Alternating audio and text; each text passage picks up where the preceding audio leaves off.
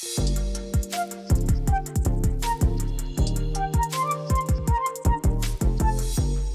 best seat in the house for the Super Bowl. It's Rob and Lizz in the morning, his radio. I'm so excited. How much did that Have you set you heard what back? tickets are going for? I mean, The average price is $10,000. the $10,000. average? The average, which is like 291% over what it was normally for a ticket. And the most expensive I saw was over $47,000. For a ticket? Yeah. Sorry, I didn't mean to yell. One ticket? One ticket. Oh, my goodness. Yeah. One ticket. And I can tell you I've got the best seat in the house. How much did you spend? Nothing. It's just I'm going to stream it on my TV and sit on the couch. You know, I'll be right. Well, I won't be. I'll be watching some of it. But She's got her own Super Bowl party. Her husband's got a birthday, all the things. I'm hopeful some people will come over to our house. I don't know. Oh, that'll be fun. We invited, I think, some of our small group over, so we'll see what happens. I don't but going back, 291% more than a normal ticket. Over the past decade. It keeps going up. A normal ticket is still crazy expensive. NFL tickets are ridiculous. It is. It is. I mean, Scott's got the best seat in the house, too, he says. With today's TV quality, best seat in the house on my couch. No, take that back. I'm going to be in my recliner, and I have no line to the bathroom and a short walk to snacks. You go. Perfect. Well, I bet Scott's wife is going to be putting out like a charcuterie board and some football-themed cupcakes. Here's my thought. Talk to her, please. That sounds great. Don't answer that yet, even though you did. Here's what I think is going to happen. He'll have his bag of Doritos. Oh, yes. He'll have his sody pop next to him. Mm-hmm. And his feet up on the chair. He's going to recline that thing back and watch the game and yell. Maybe there'll be popcorn that spills all over. You know, I did see the popcorn being spilled, and I saw white socks, maybe a little dirty on the underside. So Scott doesn't change his socks that often. No, when they're in the shoes, the black they get socks. dirty. I've got black socks. I have those, the little athletic socks. They're my comfies. Yeah. So, I'll wear those. And the cats can just come by and eat all the crumbs that fall. See? Like built-in Roombas. You know, they just come by and gobble it up. Wow. And we didn't get an invite. Rob and Lizz. His morning crew. So Mark is getting married. They're at the wedding reception, and his one of his groomsmen, which also is his younger brother, stands up and he's making the speech. And he's like, I love Mark. He's my great big brother. In fact, I got to share a little story. And he goes into this story of when they were younger, like under 10 years old. They were all at the house with some of their friends, and the older boys, the one getting married, went out to play paintball. So the younger brother wanted to join them, and they were like, no, you're too little. Like, we don't want little brother hanging around or anything. Well, he got mad. The little brother gets mad. He goes into his older brother's room, grabs some paintballs, throws them at the next door neighbor's house.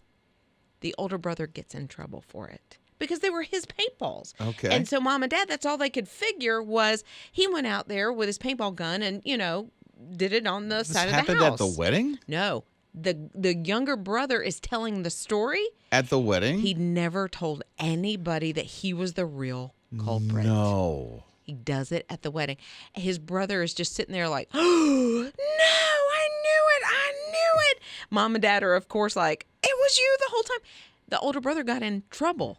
He had to go clean the neighbor's house while the real villain in the story, the little kid, was the little brother. He sat back and watched TV and ate snacks because he Isn't was the that good boy. Nice. And so he, 20 years later, fesses up. Well, that's when you don't get in trouble anymore. Well, yeah, you can lay some things out to Mom and Right? Dad like, you remember when all this went down? Mm-hmm. Yeah, that was me. So you start thinking, how good confession is for the soul. It really is.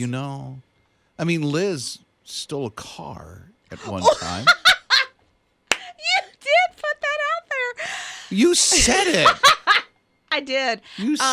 So I was staying at my aunt and uncle's house, and I don't know if my cousin has told her mom and dad. Her mom has already passed on. Her dad's still living. So, okay, here it is. So they left us at home while they went out with another couple to eat, and my cousin and I wanted some snacks. They had a convenience store around the corner. You took their car? And I was 13. Liz. I know. Liz. Well, I'm glad there's forgiveness in God from all that stuff from the past. I mean, Jake even shoplift. Is that what you did? Yeah. Oh, man. Me and my friend got in really big trouble, but he took the fault for it and put the blame on himself. And then a couple of years later, me and my parents were like chopping it up and then just talking about it. And then I was like, "Oh, you remember that?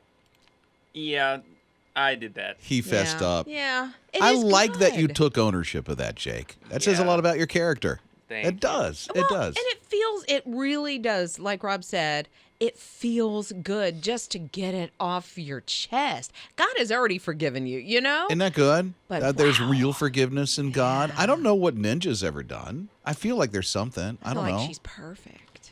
It's not as good as the previous ones. Or bad. But my sister and I would share a room, and we were supposed to be going to bed, but we were staying up giggling, and I could hear my parents walking down, and so as soon as I could hear them, I would hide under the covers and pretend I was sleeping, but my sister wasn't that smart, and so she got in trouble. She would always get in trouble, but you were asleep. She had to sleep in the bathroom Wink, that wink. night. In the bathroom? What? Man, you threw her under the bus hard. My mom threw out my dad's gun stock, which had been sitting in the closet for a few years. She told him, I'm not sure what happened to it. She finally confessed in his last month of life, and I questioned her when he was down to just a few days left. Mom, did you tell him the truth? And she said, yes, I finally did. Wow. Good. I'm She glad carried you it did. for a while. Sounds like that was a lot of guns, too. Well, and he's she just said, I don't like- want this in the house. Right? Like, where did it go? I don't know. Rob and Lizz. His morning crew. Let me tell you the update that's happening right now, because it's people like you that are making this happen. We just crossed over $20,000 toward the $2 million.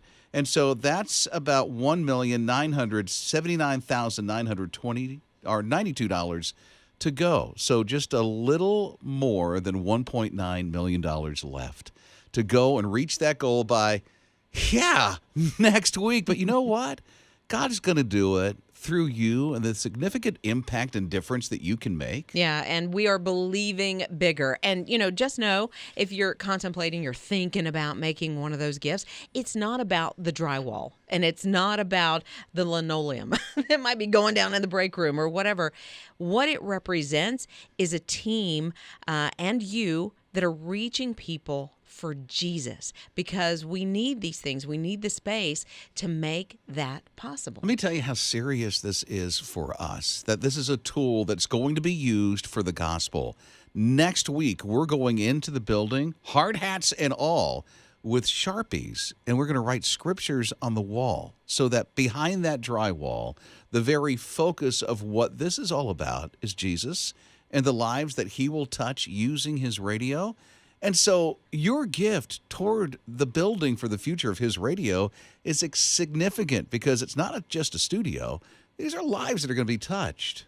Yeah, and I love the fact that this building is going to be built on God's word, literally and figuratively, because reaching people for Jesus, and you have the opportunity to be part of that. Again, the update. We just crossed over $20,000 this morning. Literally, this morning it happened. We're so grateful. Again, the goal is next week, and there's still $1.9 million to go.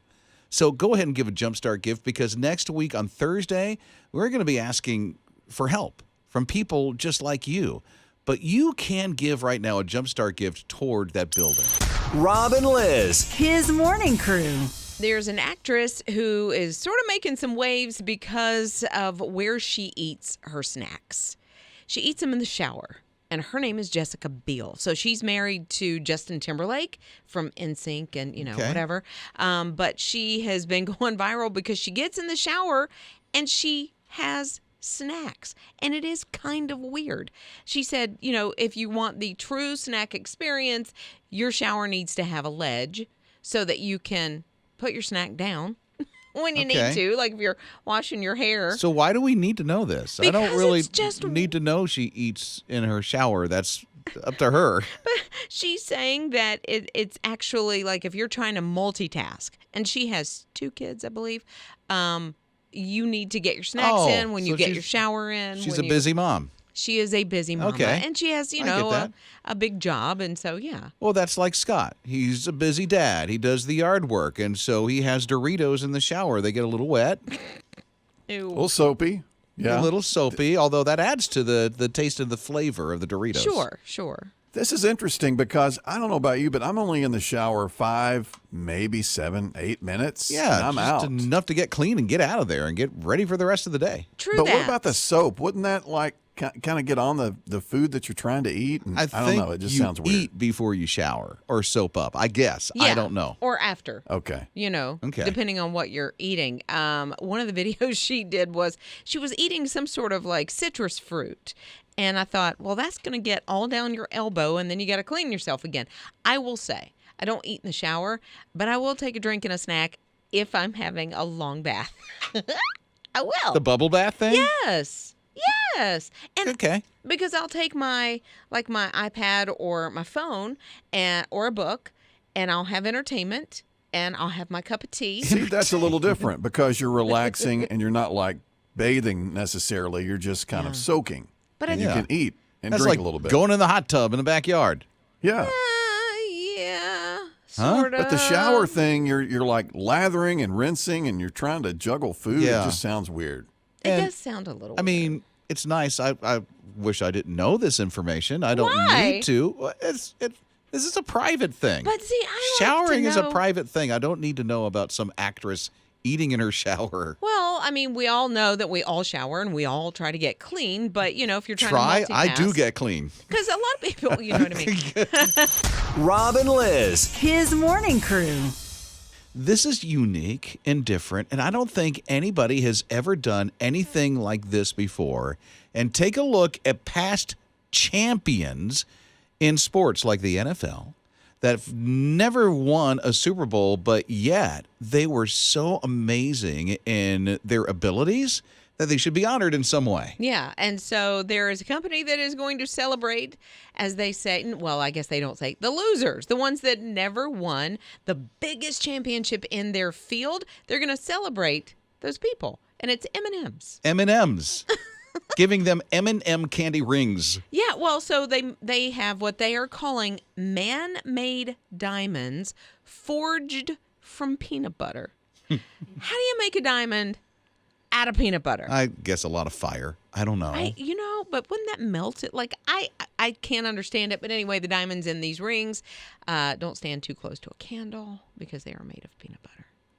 Really? You think that would ruin them? It'd have to. They have to be, I don't know. I don't know They how have to you have take- long-lasting things. But they're looking at people like Dan Marino. Good night. I remember. Oh, I was such a Dolphins? Miami Okay. Dolphins fan. Oh, yay. Bruce Yay, me. Smith, Terrell Owens. I mean, they're looking at this 14-karat gold man-made diamond forged from peanut butter rings from M&M's for these guys. Yeah, and they are going to have a commercial that runs during the Super Bowl to kind of celebrate those guys. And Wait a all this- minute. This is a commercial? Yeah. I thought it was like a real, genuine deal. Well, I think it is a real, genuine It deal. sounds like a commercial to me. Yeah, it's a real Would ring. wait a minute. Would they have done this if there was not a commercial? No. That's then there you go. Rob and Lizz. His morning crew. So Monica's with some of her friends. They're going skiing. And she's really tired. It's close to the skiing, being closed down, the gondola stopping and all that stuff. And so she looks at her friends and goes, listen, I'm really tired. I'll meet you at the bottom. I'm going to get back on the gondola. And so her friends ski down to the very bottom, and they're waiting on Monica. They're like, she's got to be here somewhere. Where'd she go? Home? What's going on? Why would she leave without us? She's not here. They can't find her anywhere. They call the police. She is missing. All of a sudden, here comes the morning. The people who work at the ski resort turn on the gondola, and a couple of minutes later, here comes Monica. She was up there all night, 15 hours, stuck in the cold on the gondola. Right. The good thing is the gondola obviously is enclosed. It's still super, super cold. Really cold. Still super cold, but she was kind of out of the wind, which is probably the best thing. But she spent that 15 hours just, like rubbing her hands together and rubbing her feet and just trying to keep that body heat up. But her phone wasn't working. I don't think she had it. Yeah, maybe. She may have left it behind, but there was no way for her to get a hold of anybody. She screamed people that she saw on the ground. Yeah, Nobody heard her. She sees people who work there just going, and she's like screaming, "I'm up here, help!" And they're just walking by. They don't hear anything. She's so high up and enclosed in that gondola. Right, and probably have on like the toboggans, have on the earmuffs, have on the coat over the top of it. The AirPods are going. Yeah. They're listening, jamming into some tunes. I can't even imagine like 15 hours. And I think she probably came to the realization, oh, okay, they shut it down because it's the end of the night. Somebody's You know it. But it didn't break down. They just closed for the night. Just turned it off, not knowing there was somebody on there. Rob and Lizz. His morning crew. You're in your neighborhood, maybe you're trying to watch a little TV, and all of a sudden you hear a song that may sound a little familiar, and it is just blaring, and you think, well, that's got to be, a car going through the neighborhood, whatever. You peek out the window, and no, there is a gigantic shopping cart going down the middle of your street. And it's not like somebody like pushed it, or anything like it's on wheels with a motor. I guess it's remote control, and it says Publix on the side of it, and it is blasting a song from the 80s. Poison's Good Time. Really? So this is just like somebody pushing a shopping cart with a motor on it? I'm trying to visualize this No, thing. actually, Publix is new to the neighborhood, and there hasn't been a grocery store or a Publix in that neighborhood where they could get to it fairly quickly, and so they were announcing that, hey, Publix is here, and that's how they did it. So how big is this shopping cart? You So- said it was big with a motor. Yeah, it's bigger than the top of a car, so I'm going to say like 5.5, 6 feet Tall? tall. So, yeah. So that's as big as a person. Oh, yeah. Or So even as a tall little as bigger a than person. me. Yeah, Okay. or bigger than me. So, yeah, sure. But it's huge. No groceries in it. It's just rolling down the middle That's crazy. of the street. That's kind of like Scott almost, who dances. I don't know if you've ever seen this. I think he's a TikTok sensation right now. But he dances in the grocery store when he's shopping with his shopping cart. Grocery stores know what they're doing because they know how to keep me in the store longer when they start jamming those 80s tunes. And I look around and I see some people kind of start bobbing around with their buggies, wanting to dance a little bit. So, yeah, I'll admit it. I jam out a little bit in the grocery store. So we must shop at different stores because my store plays just instrumental versions really bad. Yeah, a little bit of instrumental music. music. Like you're in the elevator. Right? So I want to shop where Scott shops from now on if we can get those tunes. Rob and Lizz. His morning crew. So Heather was shocked when she walked out the front door. She's getting ready to do what she needs to do in the morning, and what she saw made her go back in, pick up the phone, and call the police. She just could not believe the vandalism that took place at her home. Oh, no. The police are like, well, can you tell us what happened? She goes, yes. As soon as I walk out the door, there's pepperoni all over my porch.